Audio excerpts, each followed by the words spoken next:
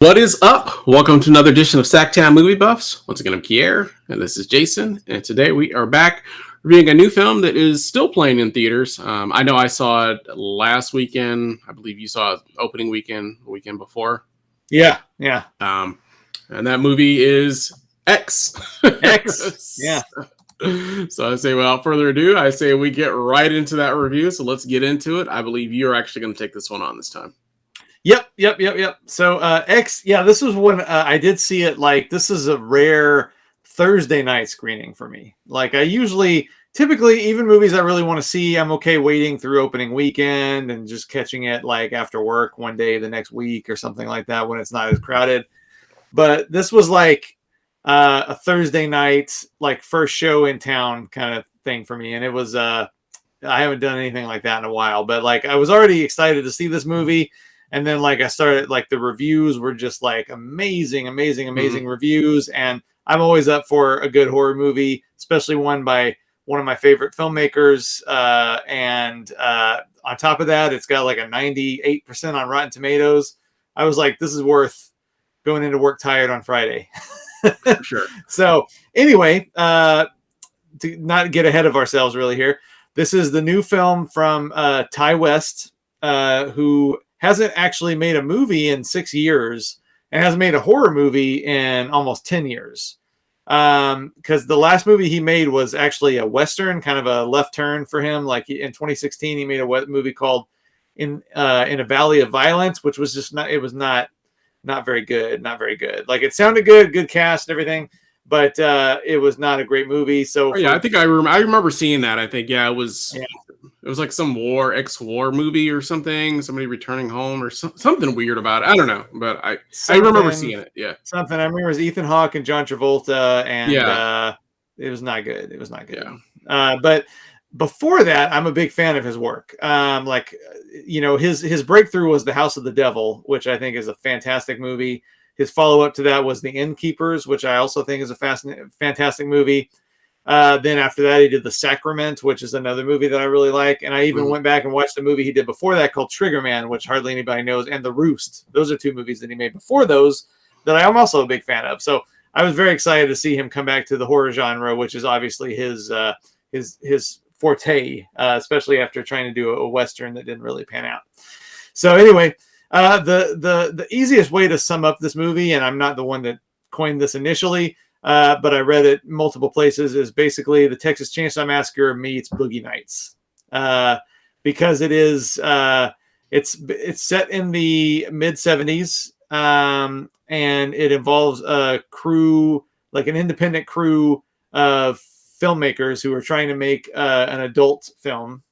That's an X-rated porn film. Basically, they're trying to make a porn film, and they're trying to do it outside of the studio system, like indie style. All we need is a camera and a boom mic and a location and a script, and we're good to go. And we got like some attractive young people, and we're just going to find a farmhouse in the middle of nowhere and shoot our independent porn film, make it a work of art. We'll be famous, going to Hollywood.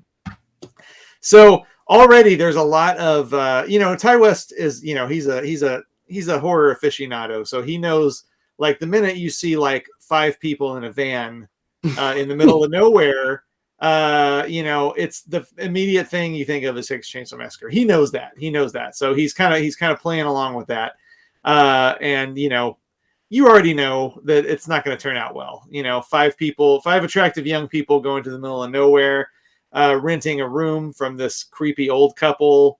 It's not going to end well, and that's fine. Like, I don't mind that. Like, as a horror fan, I love, sometimes my favorite part of a horror movie is like the setup. You know what I mean? Like, seeing how someone can set up a familiar story in an interesting way.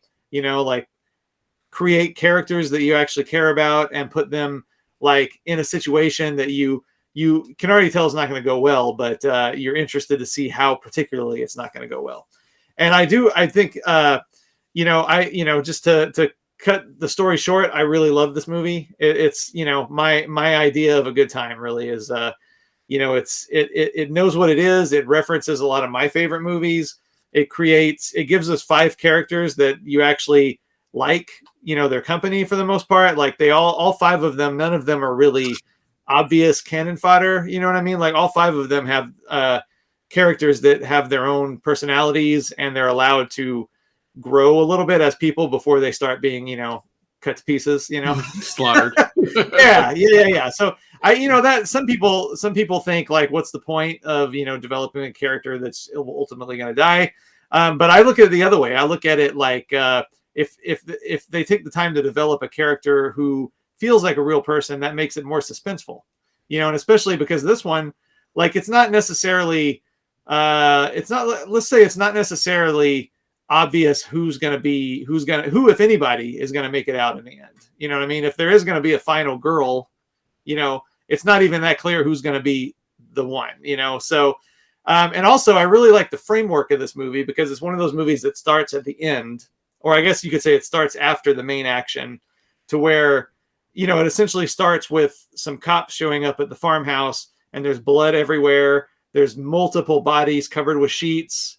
There's, an axe here, a shotgun here, and basically, the rest of the movie is going to be leading to this point. But you don't know whose bodies are covered up. You don't know how it went. So I frankly love that kind of setup, because I like to go back in time and see, is anybody going to make it out? Who's that body? Who's this body? You know what I mean? And so I really appreciated that framework. And yeah, I just really liked it. I thought it was fun. I thought it was funny. I liked the characters. It's unpredictable, as I was saying. Like it's not really clear who's going to make it, if anybody. And it's definitely not clear what order they're going to be. It's not like one of those old school slashers where you can practically pick out the order that people are going to die before it even starts.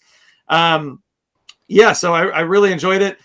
In class, like all Ty West movies, it does take its time. It does take its time, maybe a hair too much. You know what I mean? Like it, I gave it, to cut to the chase, I gave it a 4.5 instead of a 5, because I thought maybe, even though I know that's what he does, maybe he drew it out just a few minutes too long before it starts getting bloody.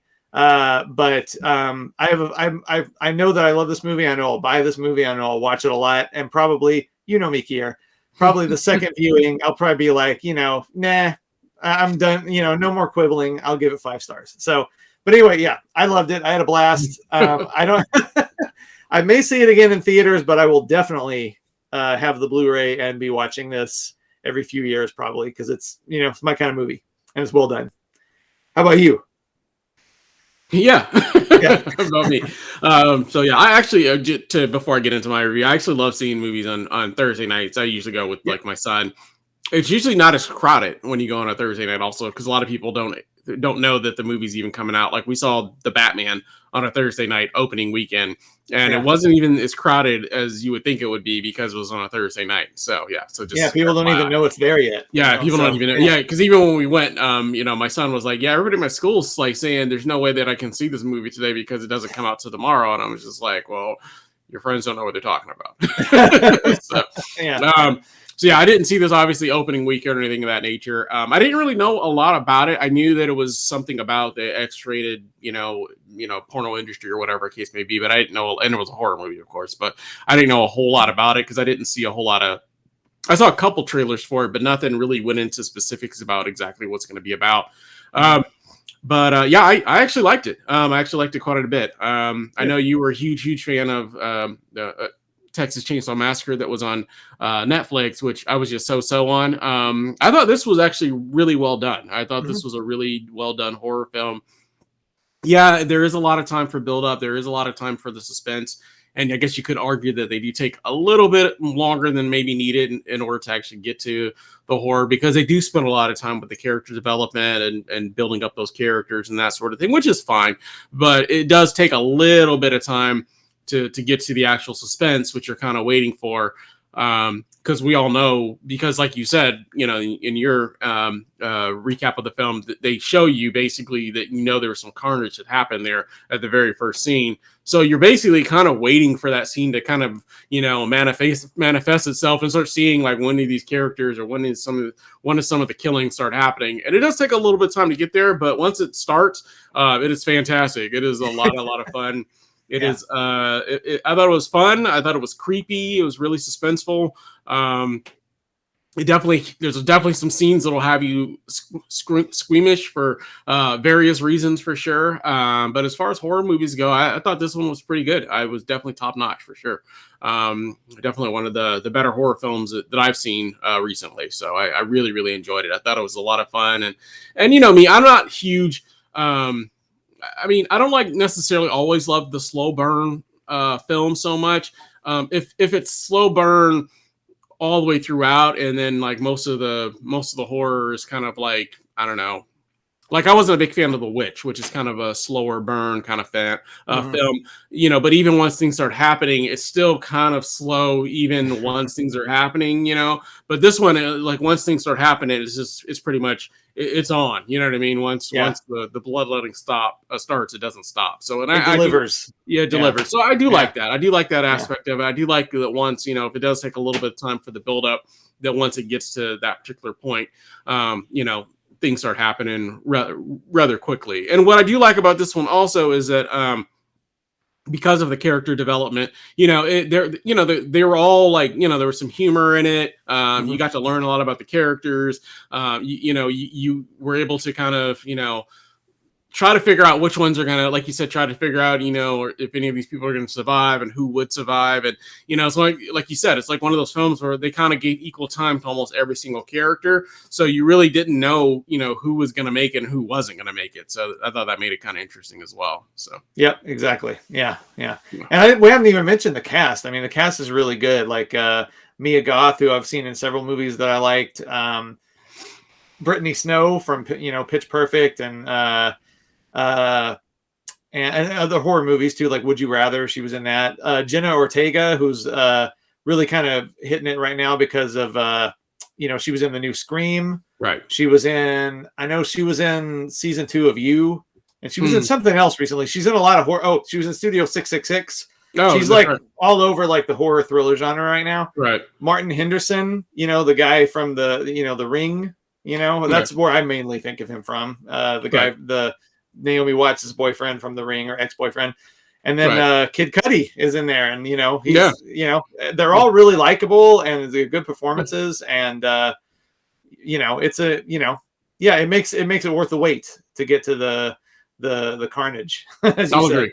I'll definitely agree. It's definitely worth the wait for sure. But no, just a really, really fun horror film that, you know, and, you know, I mean, obviously I know I've heard some people have talked to a couple of people that maybe had some reservations because of what the film was about, because it is about a group of, you know, young adults or adults going out to make like a porno or something. But, you know, it was actually pretty tame compared to, you know, some other films that I've seen this year, like even tame compared to Jackass, you know. You know what I mean? I mean, it's actually pretty tame, you know, compared to some other films that I've seen recently. So so you don't have to worry about that too much. It's in a weird way, you know, it's tasteful.